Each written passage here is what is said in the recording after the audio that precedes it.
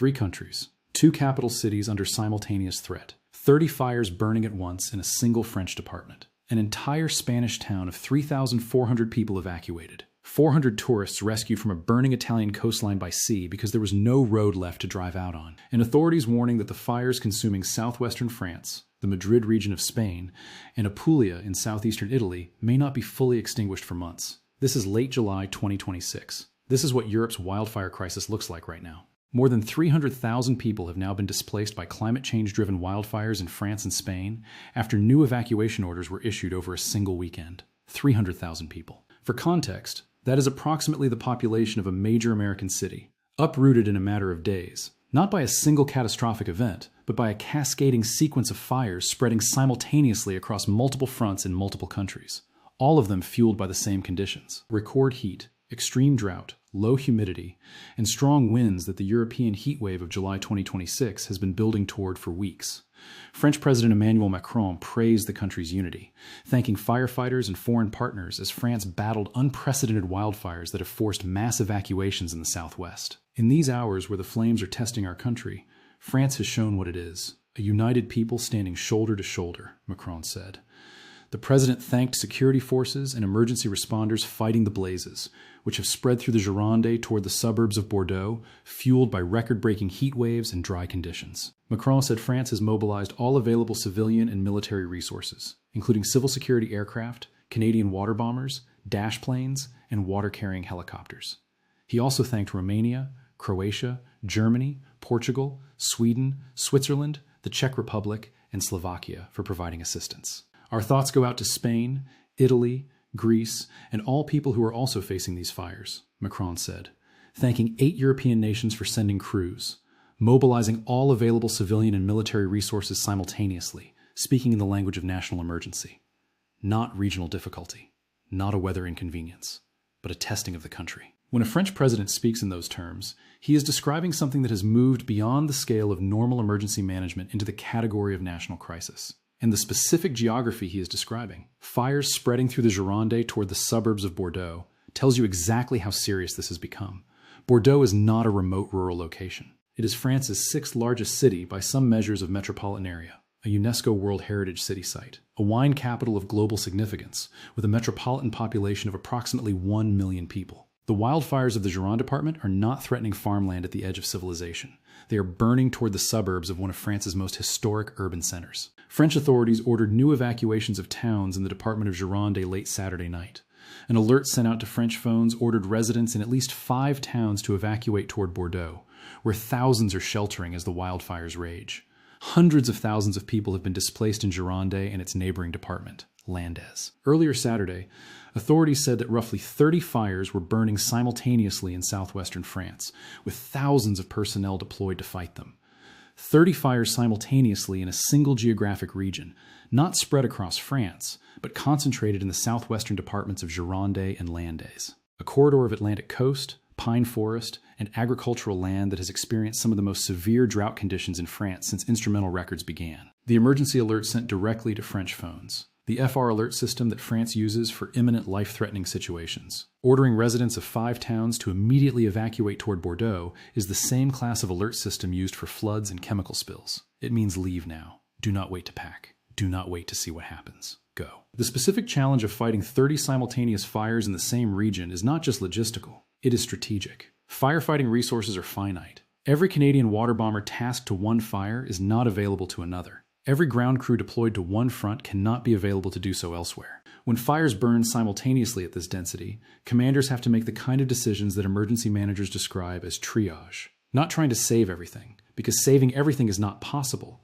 but prioritizing the fires closest to populated areas and the ones with the most dangerous forward rate of spread given current wind conditions. The wind conditions in the Gironde on Saturday were the critical operational variable. Wildfires in pine and scrubland spread at rates determined primarily by wind, speed, and direction.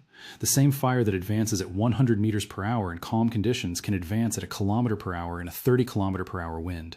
An order of magnitude change in the pace of destruction that transforms a manageable containment operation into an emergency evacuation. The Gironde fires have been spreading fast enough to trigger overnight emergency phone alerts to 5 towns simultaneously, which means the wind-driven rate of spread has been at the aggressive end of what firefighters have to manage. Now consider Spain, and the specific image that captures the Madrid region's crisis in a way that statistics cannot. On the edge of Navas del Rey, a Spanish town of 3,400 people in the Madrid region, a thick column of smoke rises into the sky. It is the trail left by the wildfire that has been burning through mountainous areas in the community of Madrid since Thursday, already leaving thousands of hectares scorched.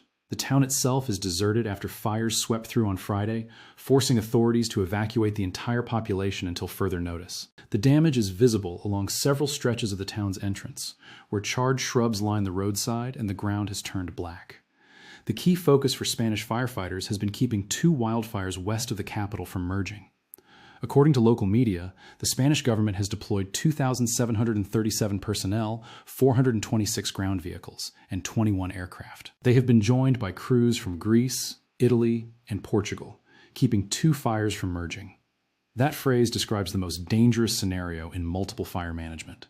When two separate fire fronts advance toward each other and the space between them narrows, the potential for those fires to combine into a single, much larger, much faster-moving fire with its own internal wind dynamics increases dramatically. A fire merger, sometimes called a fire whirl or a fire cyclone when the dynamics are particularly violent, can produce conditions at the combined fire's leading edge that are qualitatively different from either fire individually. The air is drawn into the combined convective column with greater force. Wind speeds at the perimeter increase, and the forward rate of spread can jump suddenly and unpredictably. Spanish firefighters have 2,737 personnel and 21 aircraft specifically focused on preventing that scenario from occurring west of Madrid. The situation is being managed. It is being managed at the absolute limit of the resources Spain has available. Italy's contribution to this week's catastrophe is a photograph, a specific, extraordinary photograph that the Italian Coast Guard posted on social media on Sunday, showing more than 400 tourists and swimmers standing on a rocky shoreline at Calamanicore, a seaside location in Apulia on Italy's southeastern coast. While smoke fills the air above them, there is no road behind them in the photograph. The land route from the beach has been cut off by fire. The only way out is by sea. The Italian Coast Guard said Sunday that it rescued over 400 tourists and swimmers from a fire in Apulia on Italy's southeast coast. The fire at Calamanicore, the Apulian seaside location within the municipality of Peschici, left no escape route except by sea, the Coast Guard said. Several private vessels deployed to help in evacuating people. 400 people. Rocky coastline. Fire on the land behind them. Boats arriving from the water in front. This is the scenario that emergency managers call a dead-end evacuation. A situation where the standard surface escape route has been severed by the hazard itself, leaving a water route as the only viable option. The fact that it resolved without casualties. 400 people evacuated. No deaths reported from this specific incident. Reflects the speed of the Coast Guard's response and the availability of private vessels in an area that is a popular summer tourist destination. Had the fire moved faster or had the response been slower, the outcome would have been different, dramatically different. Apulia, or Puglia in Italian, is the heel of Italy's boot, a region of olive groves, limestone coastline, and Adriatic summer tourism that has experienced some of the most severe drought conditions in the Mediterranean over the past 2 summers. Its agricultural landscape, ancient olive trees with root systems extending meters into rocky soil, provides fuel for wildfire in a way that the region's humid winters historically counterbalanced. In the current drought environment, that balance has shifted.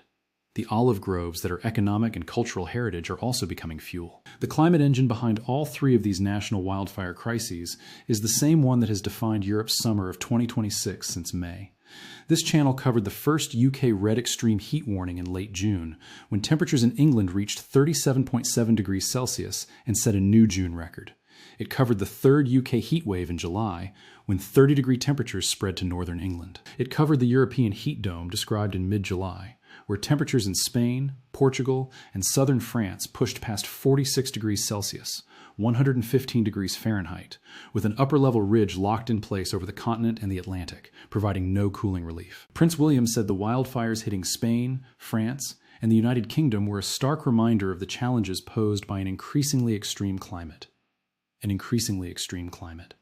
The Prince of Wales, in official public remarks, naming directly what the scientific evidence behind May, that the frequency and severity of the heat events driving these wildfires is not random year-to-year variation. It is a directional trend. The European heat events of 2022, 2023, 2024, 2025, and 2026 are not independent outliers that happen to keep occurring. They are the expression of a warming baseline against which every summer's anomalies are now measured. a baseline that keeps shifting upward so that what was a record-breaking extreme in 2003 is now a typical July. And what is a typical July now was unimaginable as a summer forecast 30 years ago. The specific fire danger conditions that connect the heat to the destruction are a chain of physical cause and effect that fire scientists have been documenting with increasing precision. The heat wave desiccates vegetation, drawing moisture out of leaves and needles and ground cover until the fuel moisture content drops below the threshold at which wildfire can sustain itself. In normal European summer conditions, Mediterranean scrubland and Gironde pine forest retain enough moisture to limit fire propagation rates. In the 46-degree temperatures with single-digit relative humidity that southwestern France and the Madrid region have been experiencing, fuel moisture drops to the levels associated with catastrophic fire conditions, the conditions that produce exactly the multi-front, simultaneous ignition, rapid spread scenarios that firefighting agencies are facing right now. The drought dimension compounds the heat dimension. Soil moisture in southwestern France and the Madrid region has been running at extreme drought levels for months, not just since the July heat wave, but since the abnormally dry spring that preceded it. European soil moisture anomaly maps from Copernicus show large areas of Iberia and southwestern France in the most severe drought categories as early as April 2026. When soil moisture is at those levels at the start of summer, the groundwater that would normally provide some buffering against surface drying is absent. The vegetation is already stressed before the first heat wave arrives. When the heat wave does arrive, the drying is faster and more complete than in a wetter background year. The wind provides the third element. The Mediterranean and Atlantic coasts of southwestern Europe experience a range of wind patterns. The Mistral in France's Rhône Valley, the Tramontane across southwestern France and northeastern Spain, the Poniente and Levante in Andalusia that are part of the region's normal summer circulation. What these winds do to an active wildfire is transform it. A fire burning at 10 centimeters per second into still air becomes a fire burning at 10 meters per second into a 30 kilometer per hour wind. That 2 orders of magnitude change in rate of spread is the difference between a firefighting problem and a wildfire emergency. The combination of extreme fuel dryness from drought and heat, combined with the wind patterns that are normal for southwestern Europe in July, is what produces the 30 simultaneous fires in Gironde.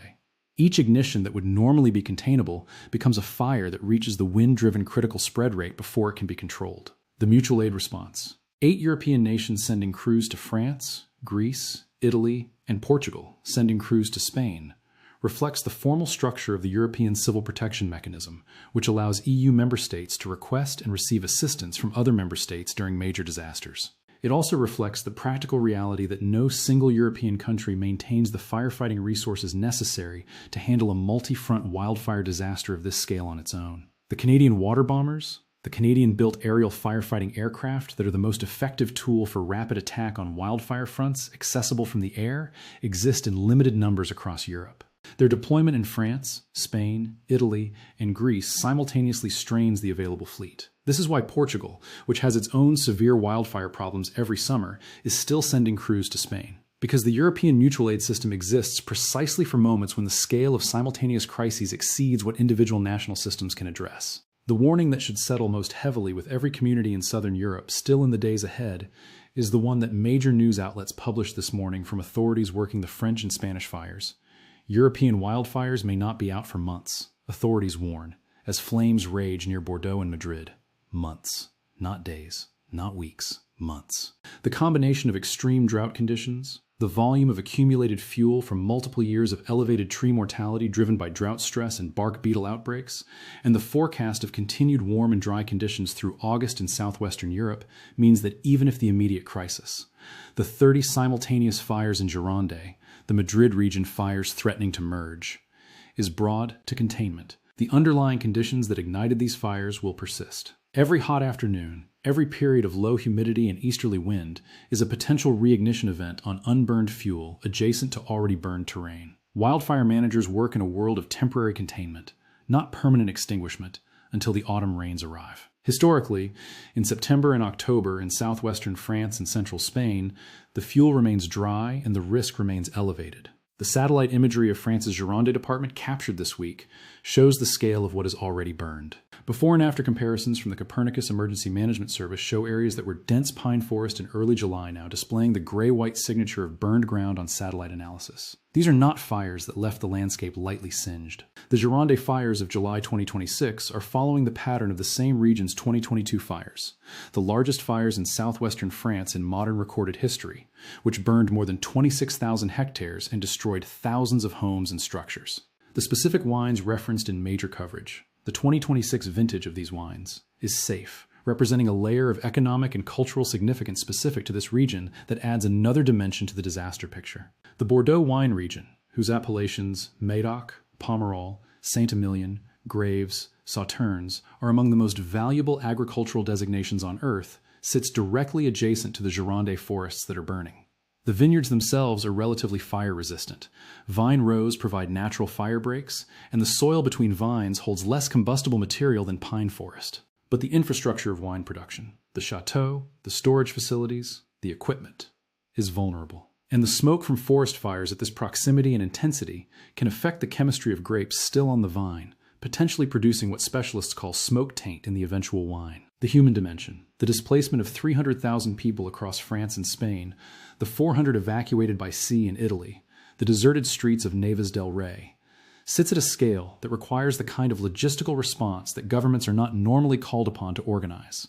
Bordeaux shelters are at capacity for thousands of evacuees from the surrounding departments. The Spanish evacuation facilities taking in the residents of Neves del Rey and other evacuated Madrid region municipalities are operating under the same heat conditions that produced the fires. In a heat emergency combined with a displacement emergency, the threat does not end with the evacuation. It continues in the shelters, where elderly evacuees and those with medical conditions face the same extreme heat that was already a public health emergency across France and Spain before the fires began. Cooling centers, medical support, water distribution, and crowd management all become part of the same emergency operation that is simultaneously fighting flames on multiple fronts. The question of what comes next involves 3 different timescales, all of which matter for different communities.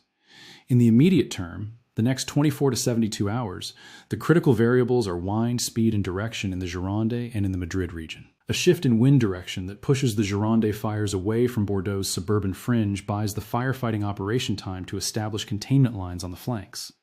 A sustained wind that continues driving the fires toward populated areas removes that margin. In Spain, the specific outcome of the effort to prevent the 2 Madrid region fires from merging will be determined by fire behavior in the next 24 hours. In Italy, the immediate Apulia situation has stabilized with the sea evacuation, but the fire that prompted it has not been reported as contained. In the medium term, through August, the combination of continued heat, drought, and the accumulated dried fuel in areas adjacent to already burned terrain means the fire danger across southwestern Europe will remain at extreme levels through most of the month. The European Drought Observatory's most recent soil moisture assessment shows conditions that historical comparison places among the most severe on record for this calendar date across Iberia and southwestern France. That baseline does not change quickly. Even if temperatures moderate slightly, the vegetation remains critically dry, and any new ignition can escalate rapidly under the right wind conditions. Firefighting agencies are therefore planning for a long campaign, not a short sprint. Crews rotated in from other European countries are being deployed in shifts, knowing that they may be needed for weeks, not days. Aircraft are being positioned at forward bases closer to the fire zones to reduce response times. Ground teams are establishing fuel breaks, backburning where conditions allow, and preparing defensive lines around communities that remain in the path of active fires. All of this is happening under the same extreme heat that helped create the crisis in the first place, adding physiological stress to an already demanding operational environment. The longer-term dimension is the one that Prince William's stark reminder language is pointing toward. This week's wildfires are the current expression of a trajectory that European climate scientists have been projecting for years. The Mediterranean basin has been identified in virtually every major climate assessment as one of the regions most exposed to accelerating warming and drying. The combination of rising temperatures and declining summer precipitation produces exactly the conditions. Longer fire seasons, more severe fire weather, more fuel accumulated from drought-stressed and dying vegetation that Europe is experiencing in July 2026. Each year's fires are a preview of what comes next. The 2022 Gironde fires were described at the time as a once-in-a-generation event. 4 years later, the same region is burning again, under similar meteorological conditions, but on a warmer, drier baseline. The Madrid region has seen multiple large fires over the past decade, But the 2026 event is unfolding in a context where heat waves are more frequent, droughts are more persistent, and the window for effective firefighting is shrinking.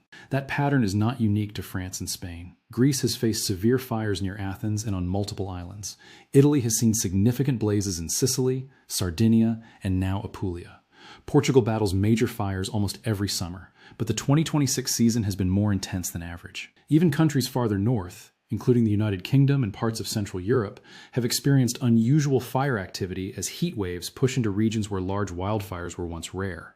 The economic costs are mounting rapidly. Early estimates suggest that the cumulative impact of the 2026 European wildfire season could reach into the tens of billions of euros when direct damage, firefighting costs, lost tourism, agricultural losses, and health impacts are all accounted for.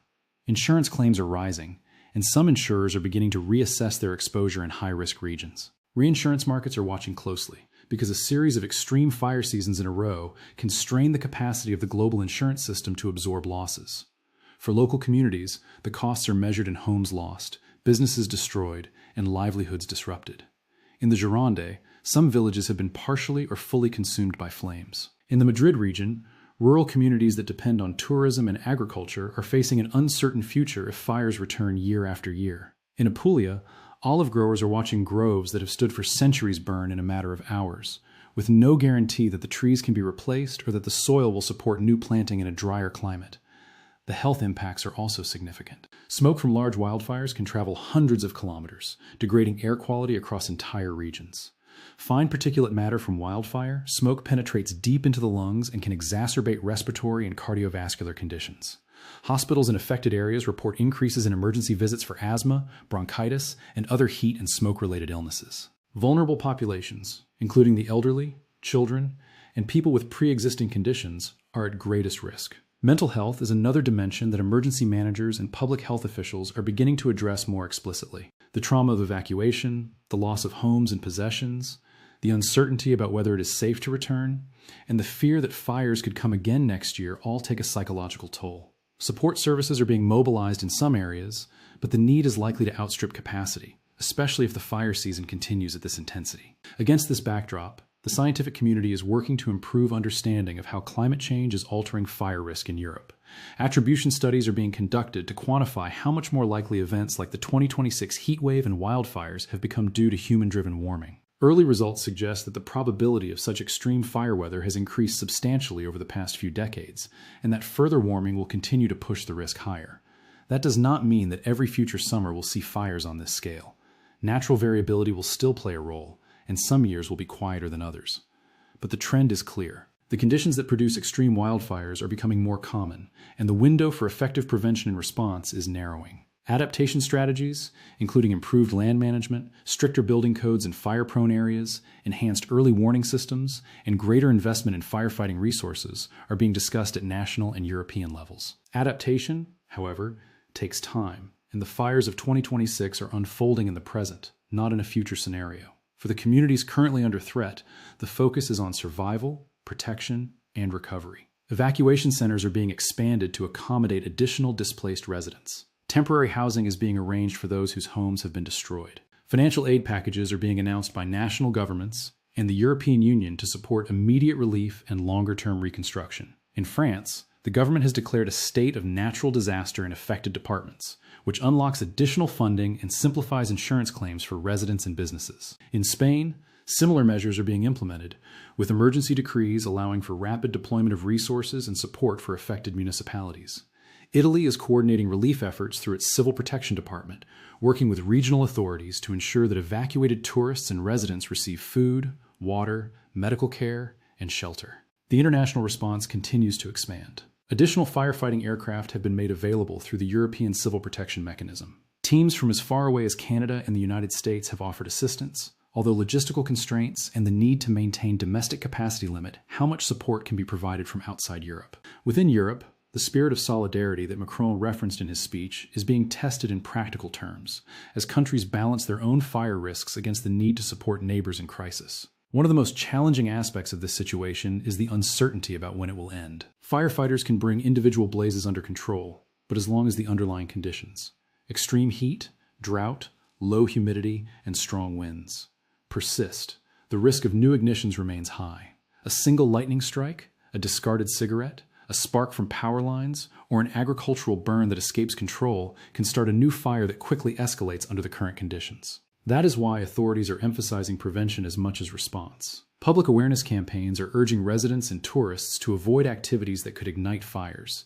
such as outdoor burning, certain types of machinery use, and careless disposal of cigarettes. Access to some forested areas has been restricted or prohibited. Power companies are inspecting lines and equipment to reduce the risk of electrical ignitions. Law enforcement is increasing patrols in high-risk areas to detect and deter arson or negligent behavior. Despite these efforts, the reality is that some fires will continue to start and some will continue to spread. The goal now is to minimize the damage, protect lives, and create conditions in which recovery can begin. That means not only fighting the fires, but also planning for what comes after, rebuilding homes, restoring infrastructure, supporting affected businesses, and helping communities cope with the psychological and economic impacts of the disaster. For the wine industry in Bordeaux, the stakes are particularly high. The 2026 vintage is already in the ground, and while the vineyards themselves may be relatively fire-resistant, the smoke from nearby forest fires can affect grape quality. Winemakers are monitoring the situation closely, working with researchers to assess potential smoke taint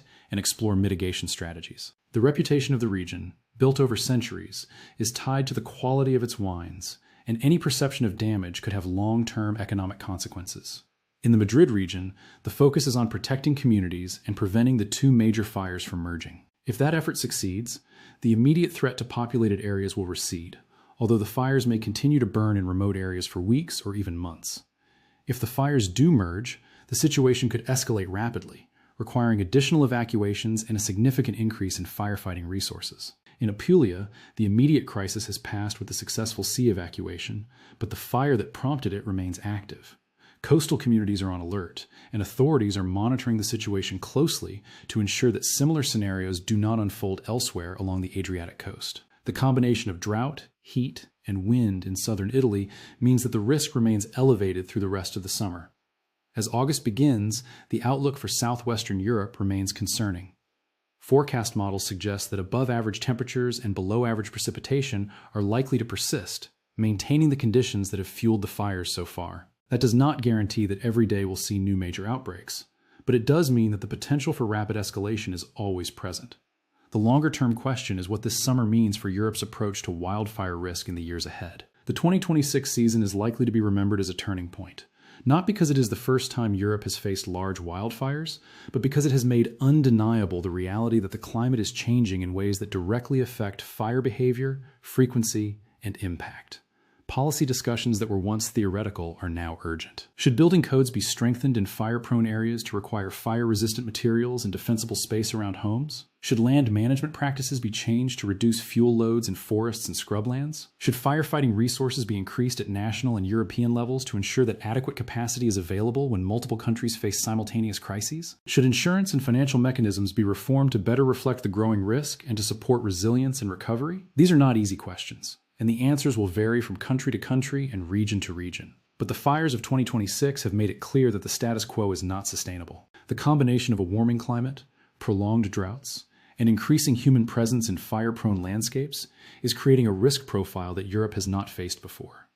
Scientists will be studying this fire season for years, analyzing what worked, what did not, and how the interaction of heat, drought, wind, and fuel produced the observed outcomes. That knowledge will feed into improved models, better forecasts, and more effective strategies for prevention and response. But science alone cannot solve the problem.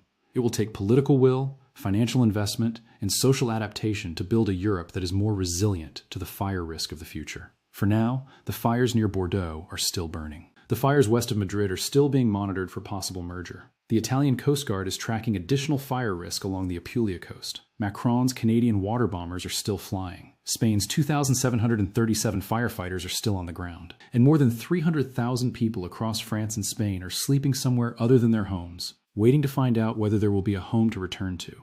The story of Europe's 2026 wildfire crisis is still being written.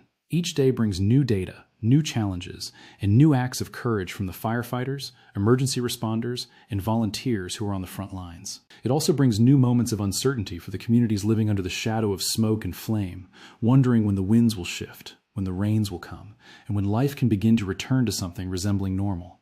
What is already clear is that this summer will be remembered as a defining moment in Europe's relationship with a changing climate. The fires have shown, in the most visceral way possible, that the future is not a distant abstraction. It is here, in the scorched forests of the Gironde, the evacuated towns west of Madrid, and the rocky coastlines of Apulia, where hundreds were rescued by sea because the land behind them was on fire. Subscribe and turn on notifications for continuing coverage. Major news outlets are updating their reports hourly. Copernicus satellite imagery is updating daily, and when the containment lines hold or break, this channel will cover it before it reaches anywhere else.